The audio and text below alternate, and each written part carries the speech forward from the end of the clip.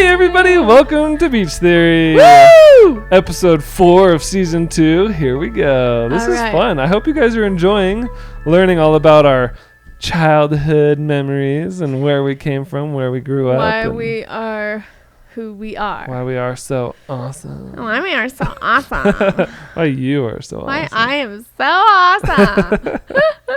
You are so awesome. You are too.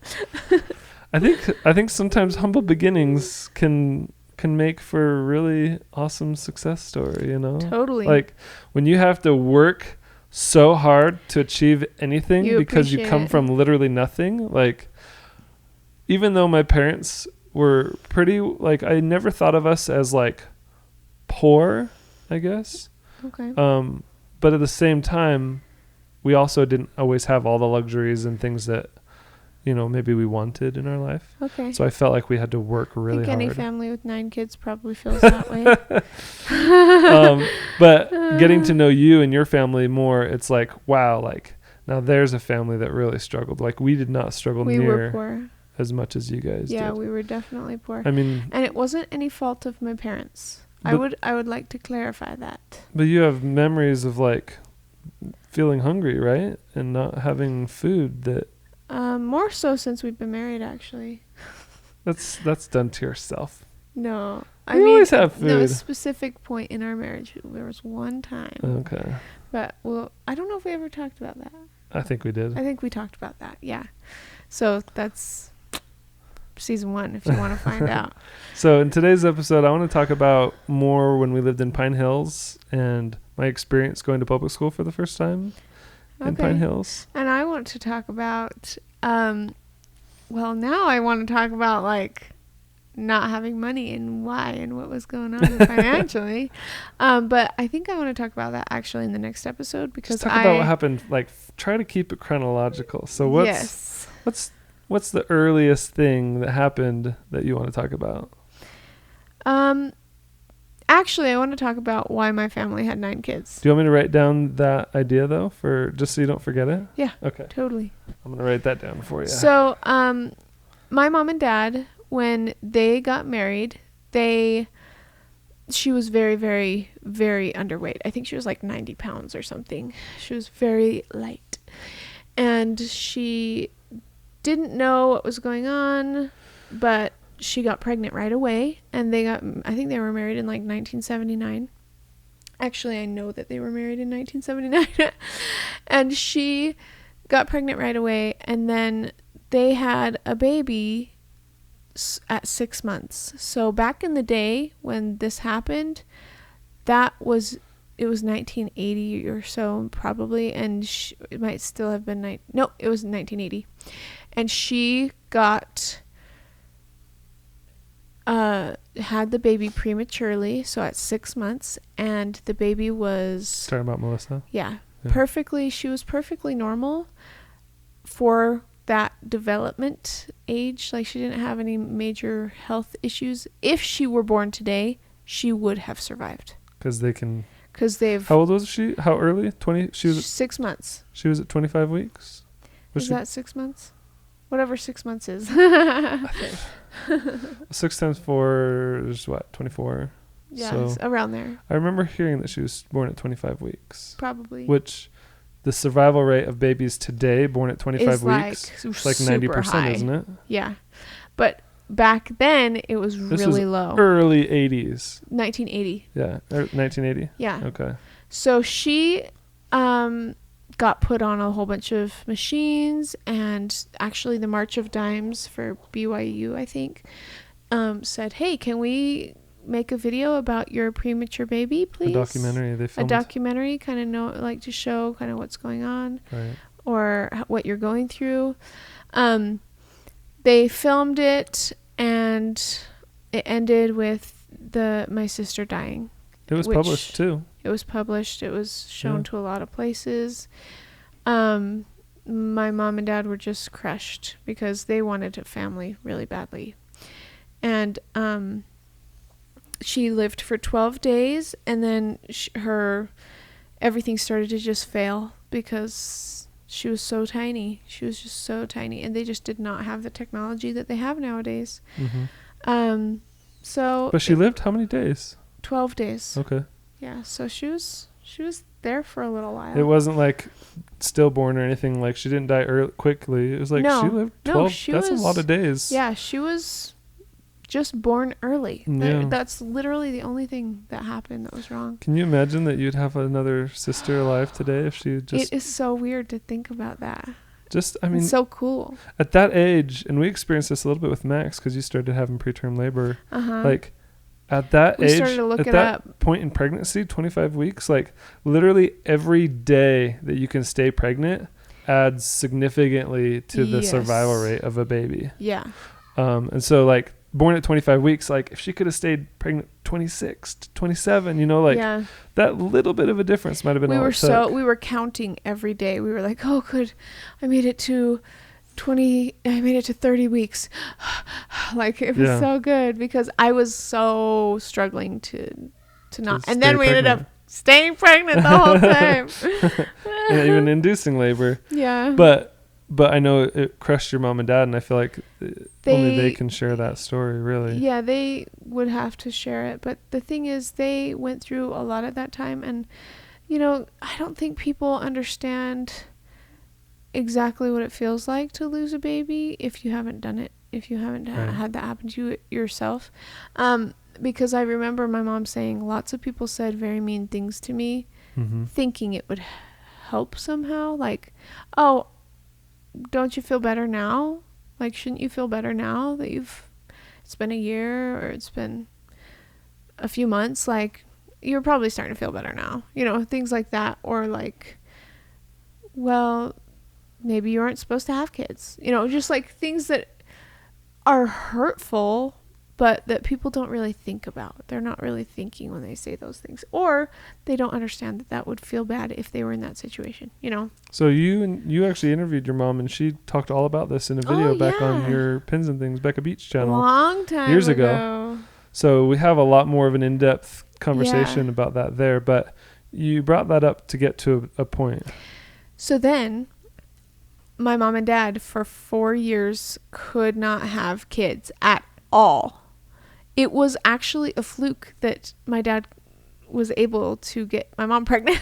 The first time. The first time. Right. He actually had, after 4 years, they were kind of looking at doctors and they were super sad. It was a very sad time for them because they literally had a baby and it died.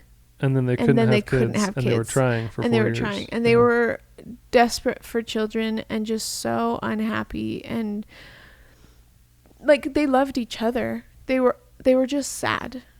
They weren't unhappy, I guess. They were just sad. It was bitter time. I mean, for any bittersweet. I can't relate. We've never experienced it, but for any couple, my older sister, for any couple that's married that tries for years and years and realizes, hey, we'll never have kids, or we can't have kids, or we're trying and it's not happening, like that's a really, really hard thing to handle. And I really can't comprehend it, but your mom and dad experienced it. And I have a sister who's not had kids and been married for 15 years, I think. Wanted them. And wants them, but can't. So we're really blessed. We're really blessed.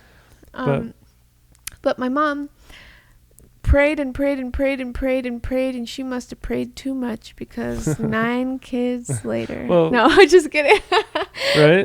Well, because they figured out what was causing it. My dad had a little surgery, and they started getting pregnant. And from that point on, they basically had children every 2 years, 2 to 3 years for how many more years? Like 18. 20 years 16 more years after that. They were having kids every 2 years. So, wait, 16 times here.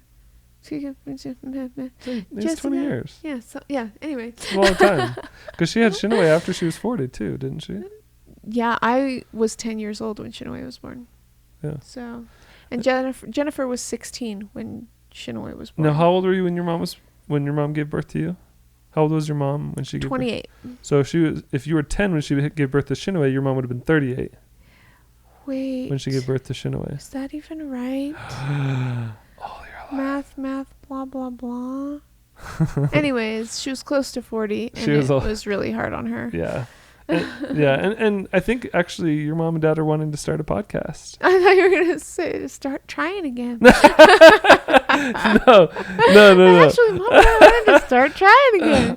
No, I bring that up because there's a lot to like. Your mom and dad have a really amazing life story. They totally do. Like, for them to just tell their life experiences, I think that could be a really fun series to listen to. I have to say, when it comes to my parents, I feel like a lot of injustice has been done to them. Yeah.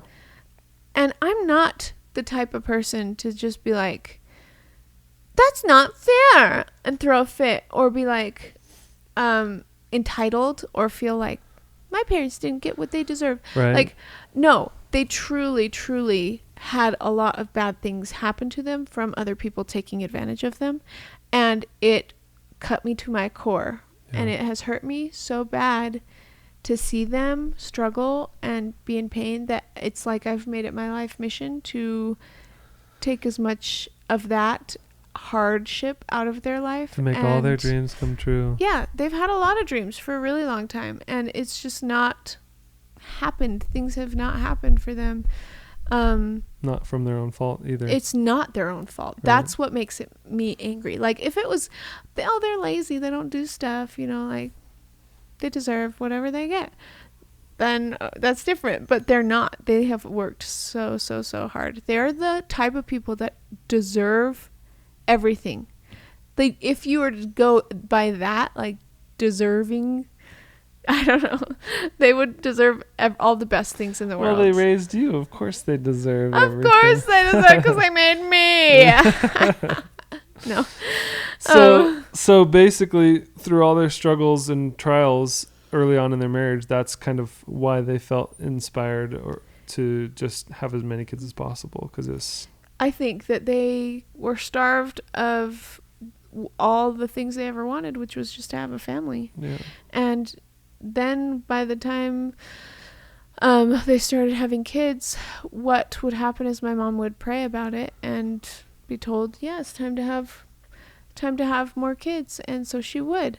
And also I remember specifically multiple times we would be sitting at the dinner table and we would have the whole family there that was born so far. Mm-hmm. And she would say, who's missing?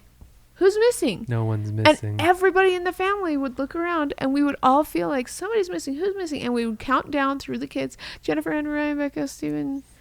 Who's missing? And then we'd have another kid because they were sitting at the dinner table with us and we just couldn't see them yet.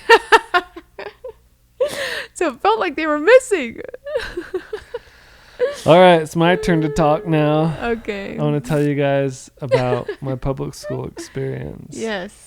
So this is 1995. We were living in Pine Hills, and I was starting the 3rd grade. And wait, I feel like that's off topic because I kind of wanted you to share why your family had 9 kids. My mom liked being pregnant. 9 kids later. Actually, that's totally true. I know it is. She loved being pregnant, and then he married me, and he expected me to love being pregnant, and I was like, who do you think I am? Oh, I remember dying here. Like, whenever my mom got pregnant, she was always like remodeling the house and painting walls. Like, she turned into Supermom while she was pregnant because it gave her energy, and she just felt good, and she loved being pregnant. Which is insane to me because it literally does the opposite to me. But when we were pregnant for the first time, Michael's like, well, don't you want to like paint the house and remodel? I like literally laughed in his face. Like, are you kidding me? Yeah, I don't remember I'm dying right now.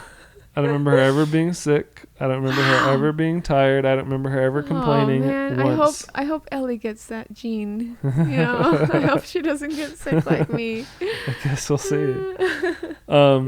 Anyway, 1995. That was all you needed to say. That's all there is to it. She just liked being pregnant. Yeah. That's it. So she had 9 kids. So we were living in Pine Hills, and I was just getting ready to start the third grade. I was finishing 2nd grade, and I had been homeschooled up to this point.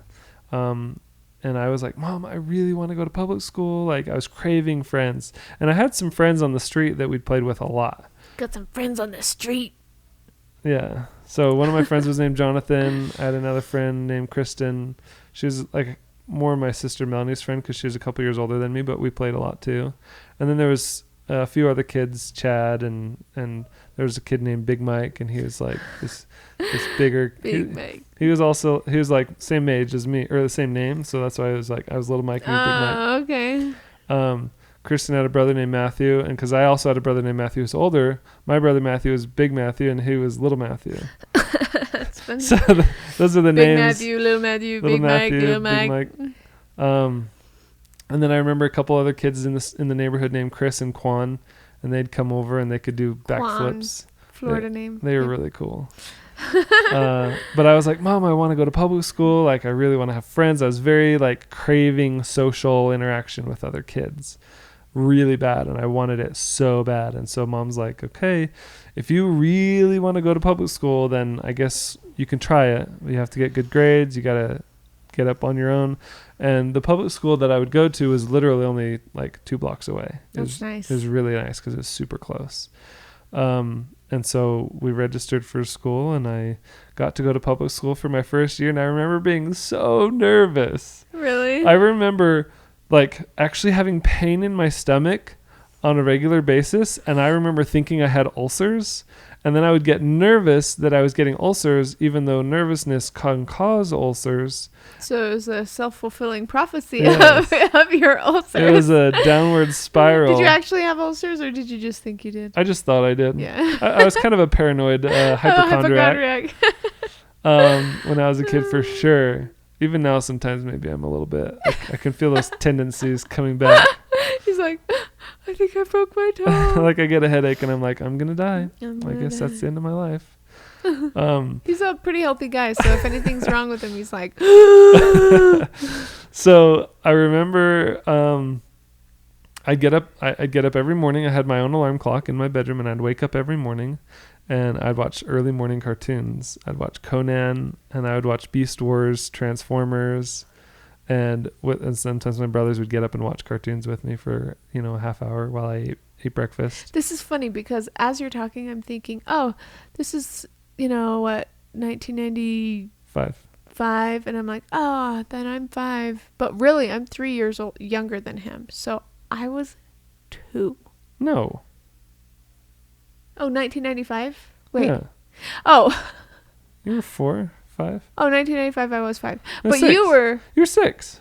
I was 6. Jeez, Becca. But you were how old? I was 2. I meant if you were 5, I was 2. Oh, no, I was 8. That's what I meant. Not 1995, but I meant grade. If you were 5, I was 2. So if you were 8, then I was 5. I was 8 turning 9. I was almost 9. Okay, so yeah. So you're 5, almost 6. You silly goose. That's okay. Math, blah, blah, blah. I never like math anyhow. So I went to public school, and I was super excited. I remember walking to school every morning with my backpack on. Maybe I need to go back to 3rd grade. It was so fun. And I just remember being like nervous and scared, but excited, because it's like literally this is the most scary thing I've ever done in my entire life. Yeah. And I would walk to school, and I remember I went to Rolling Hills Elementary School in Pine Hills, and there was like 30 kids in my class, and I think there was maybe 1 or 2 other white kids, and everyone else was black or Hispanic. Were there bars on the windows all the way back then? I don't remember. It's probably just a normal thing for you to see. You didn't even think about it. I didn't even think about it. But it's weird to me. I don't have a class picture from the 3rd grade because I missed it. What? I missed picture day, and so because I missed it, I didn't get a class picture. Oh. And I remember being really bummed because I have my 4th grade class picture, and so of course I remember all the kids. Yeah. But my 3rd grade class, I only remember a couple kids. Okay. I remember I had a crush on a girl named Jessica Polk, and she was like this little chubby like brown skinned girl with freckles. She had like very light brown. Yeah. He loves freckles. He's always loved freckles. That's true. I remember I had a crush on her, and I was in the same class with my friend Jonathan, who lived on the same street as me, and my teacher was Mrs. Jackson. And I remember Gregory. There was a kid named Gregory who didn't really like me, and a lot of kids didn't really like me, and I'd get punched or kicked. Seriously, listen to this. That upsets me so much, just to think of you as a tiny kid getting punched and kicked. Yeah. And that's your, like, you went to homeschool this whole time. Right. You begged to get to go to public school. And then when you finally go, they're punching and kicking you and beating you up. And it's just, that's your life. Like, that's normal. And did you tell your mom about it? And what would she do? What? I don't know. She couldn't do anything, I guess. Oh. All I remember was nobody ever did anything. And that hurts your self-esteem. Yeah. To be hurt over and over again and tell people, and they're just like, oh well. I don't think it was I think I do remember this. I remember in public school talking about kids picking on me and being mean to me. Yeah. And sometimes punching or kicking me. And I can't remember who it was. I want to say somebody gave me this advice, and I remember it not being my mom or dad.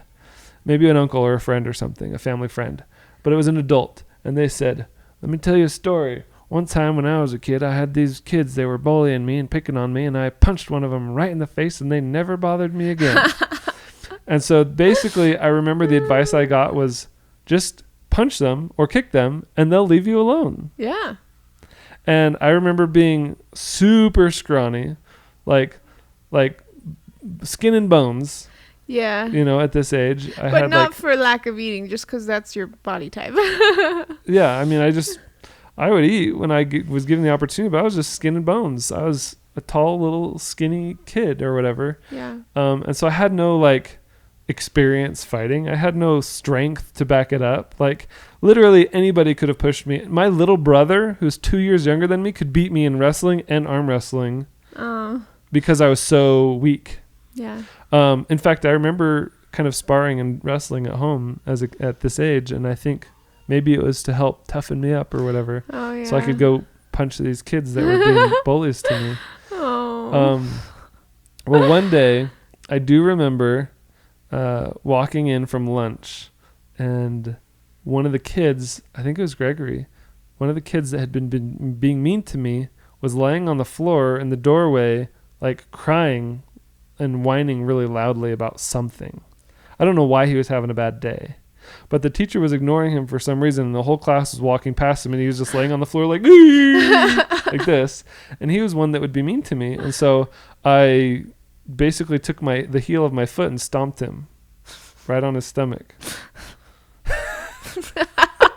Like, I don't remember giving it a second thought. Man. I think I saw my opportunity, and I need to beat him up right now because he beats me up all the time. I have the advantage because he's flat on the ground. Stomp. Like, looking back, I'm like, wow, I cannot believe I did that. But in the moment, I think I just instinctually just did it without even thinking. And I do remember him not being mean to me after that. Good. But why do we have to beat each other up to get to that point? To get respect. You know? I have no idea. But that was one of those weird things where I'm like, this is crazy. And it didn't really, I don't remember getting beat up as much in the 4th grade.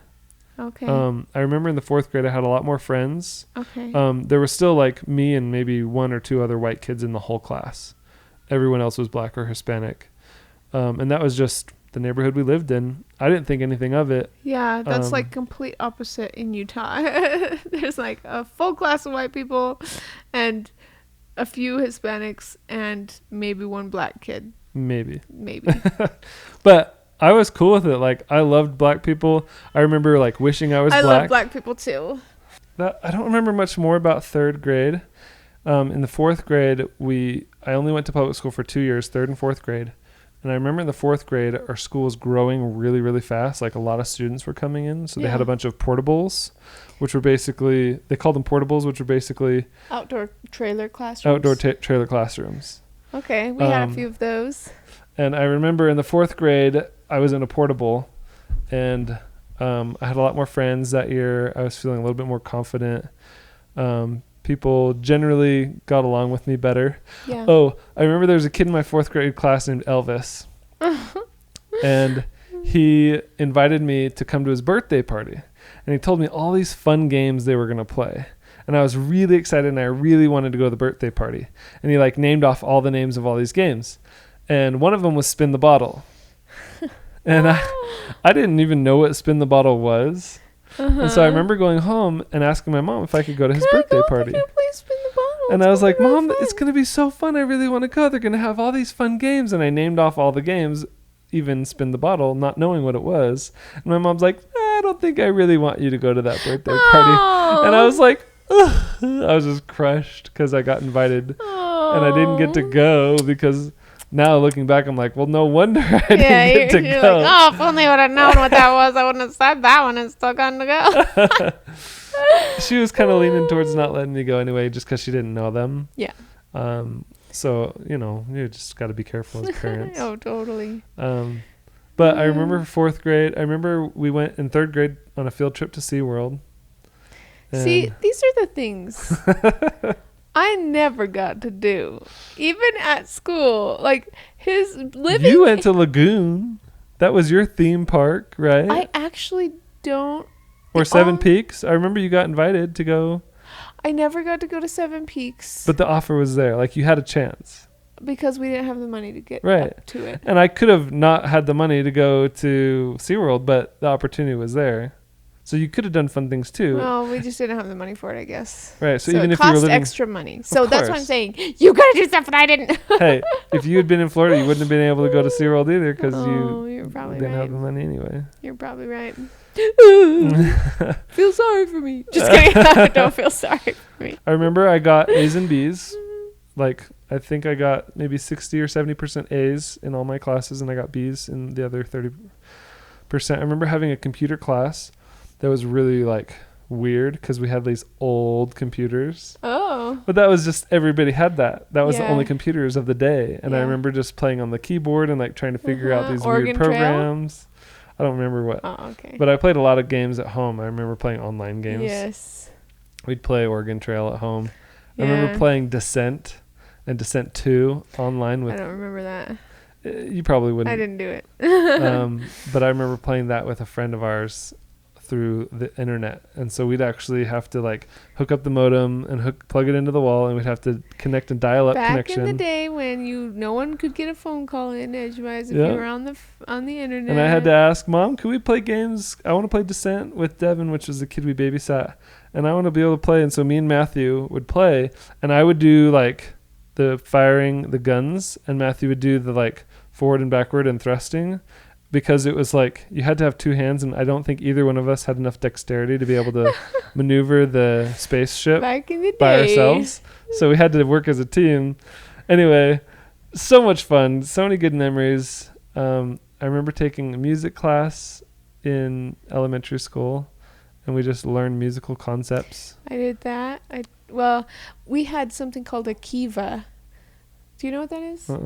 It's like this little mini like little theater. Ugh, I don't know. It's like it is taller on the outside, like a edge. It's like a bowl made out of steps though, and all of the kids would sit on the different steps.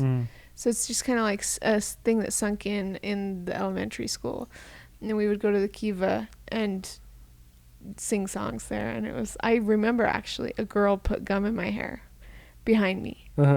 And I was like, what do I do? And I went and told my teacher, and she got really mad at me and was like, you got gum in your hair. And I was like, that girl put it in my hair.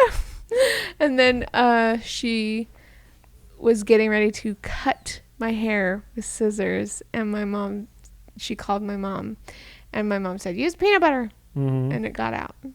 So I was okay, but I remember that teacher did not like me at all. And then later we ended up moving right next door to her as an adult, and I was like, intimidated. I remember in 4th grade, my teacher's name was Dawn Applegate. And I've tried to like find these like a lot of these people on Facebook. Yeah. Like, I bet they're not. I remember everybody's names for some reason. That's great. And she was a great teacher. I really liked her. Okay. And she was from Ohio, I remember, and she was like a newlywed and just got married or whatever. Didn't have any kids, but I remember one day we were outside for PE, and we came back in to the portable to our classroom, and she had a bee stuck in her hair. And she was like trying to get the bee out of her hair, a honeybee. Yeah. And we had a assistant who was kind of shadowing and learning from her that day, who helped her get the bee out of her hair. That's funny. It's interesting the things that we take out of school, like the memories, what we actually remember versus what they were trying to get us to remember. You know, like, I hardly remember the lessons that I learned, but I have tons of other memories. Yeah. I remember at PE, I was not very athletic. Oh, I remember hating basketball at PE because everybody double dribbled and everybody traveled. Oh. Because they didn't know the rules. Kids. And they were just kids. You're and like, so, I hate you guys are doing it wrong. And they also fouled a lot. So because I knew the rules of basketball and I would follow the rules, I never played very good because everyone else was breaking the rules and could get away with anything. And that was really frustrating. I remember in 4th grade, it was like... You're like following the rules and losing because everybody else is cheating. Yep. I remember me and a couple other kids during PE had our like outcast group. And we'd like go and hide while everybody else was playing sports. And we'd just talk about how much we hated it. Slough in school at a young age. That's funny. Little spit up, baby. Want to go get something? That'll work. So I'm just having fun sharing all my elementary school memories because I only did public school for 2 years, and that's the extent of all of my public school memories. That's not the extent of mine. I did public school for the whole time except for 1.5 year in 7th grade when I had a breakdown and I got sick and I missed a whole bunch of school. And I didn't really have a breakdown because I had a breakdown after I missed all the classes because then I couldn't catch up because of the way that the school was set up. So I got pulled out for half a year and I didn't do anything basically and I loved it. I think I was so burnt out from school at that time that I just literally couldn't focus on it. I didn't want to focus on it. I didn't want to think about it. I was just super frustrated. I needed to be gone. Yeah. Like I needed to not do school for a while. And that's exactly what I got. And I was so pleased. And then I went back after doing nothing for like 6 months. And they said, you have to take a test to a placement test to get back into high school. And I was like, okay, well, I'm going to do it then. And I was so nervous and I took it and I passed everything and I was perfectly fine. So really, I shouldn't have stressed out at all. Right. And I should have just not done any school still because I didn't and not worry about it, you know? Well, so nice. I remember in the 4th grade, I was a good student. And I remember at the end of the year, I was like on the honor roll. And I remember they pulled me and a bunch of other students into a room and they were like talking about how we were going to be like the hall monitors and we were like the That's cool. star students of the entire school kind of a thing. Well. And I remember feeling really good about that. But, and we'll talk about this later, but that year in between that summer before the fall started, my 5th grade year would have been, we moved. And I remember thinking, well, I've only got one more year of elementary school. I don't really want to go back to, this is after we moved. I don't really want to go back to elementary school for just 1 year and then go to middle school. Yeah. My mom didn't want us to go to middle school anyway. Yeah, don't blame her. So that was the end of my public school experience. Interesting. And like, it was stressful and it was scary and I had friends and I had enemies and maybe, I don't know. This is why you don't want our kids to go to public school, huh? Well, that was also, 25 years ago. Lots changed since then. Changed. There's a lot of things kids do today that they didn't do back then. And I remember kids saying naughty things back then too. Yeah, like totally. Spell attic. What? You never heard that one? Don't do it. I'm so confused. Just the things kids say in the lunchroom, Yeah. Now I really want... What? Don't spell it. You said spell attic? Yeah. I'm in my brain doing it, thinking there's nothing bad about that's it. Because you have a clean mind. Whisper it to me. No. I want to know. No, you don't want to know bad stuff. I need to know this. I don't want my third grade. What if somebody tells me to spell it and I feel peer pressure? Did you ever have anybody say spell iCup? Yeah. See, that was the same thing. Well, but I still don't get it. Maybe you don't know how to spell attic.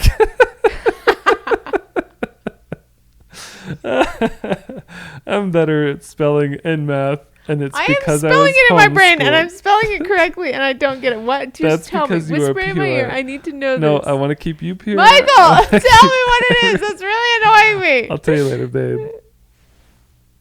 I'm not going to say it. Your hair tickled my nose. Closer. You spell it to me, and I'll see if you're right. Attic. Yeah. Oh, saying it out loud. Anyway, just stupid stuff like that. That's what I never heard as a kid. But iCup, I heard that all the time. I was like, why do you spell that? Oh. Yeah. Anyway, stupid, stupid kid stuff. But I hear stories today about the things that the kids are dealing with in public school, and it's like, I don't want my kids to experience that because I don't think that they're old enough. So it's my job to protect my children. Would you ever be open to them going to high school? I'm open to them going to college when they're adults. But as long as I'm accountable. I thought we talked a long time ago about them having the choice once they get to high school. We'll talk about this another time. I think that's it for today's episode. Oh, Thank you guys for tuning into Beach Theory. Hopefully you learned something. I don't know, maybe, or you can at least relate.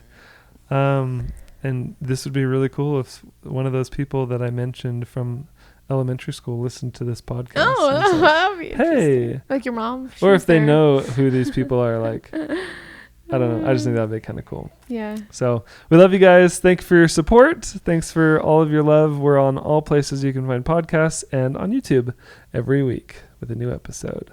Cool. Next week, we've got some fun coming your way. Yep. I'm going to talk about a road trip me and my family did when I was 10 years old across the country. That's pretty cool. That was really fun. So stay tuned. Beach Theory out. Bye.